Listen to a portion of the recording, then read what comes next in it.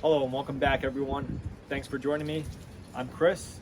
If you like what you see, please go ahead and subscribe. Now, what I'm going to be talking about today is what to look for when you're potting up a new plant, or if you're looking to buy a plant from a nursery. One thing people look at is foliage, which does show good signs of health. However, what's even more important than foliage is a good root system. So I'm going to go ahead and show you some examples. All right, everyone, let's take a look at these root systems. Good foliage on this plant. Great root system. I would definitely choose that plant to pot up or put in the nursery. The second one, not bad root system, but not great either. I'd still probably go ahead and pot that up or take it. And the third one, root system is almost non-existent, but yet the foliage is there. The root system just isn't.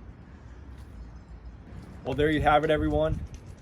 Picking a plant with a good root system, whether it be to pot up or you're buying it from a nursery, will bring you greater success in your garden and as a gardener, and the plant will just be that much more happier.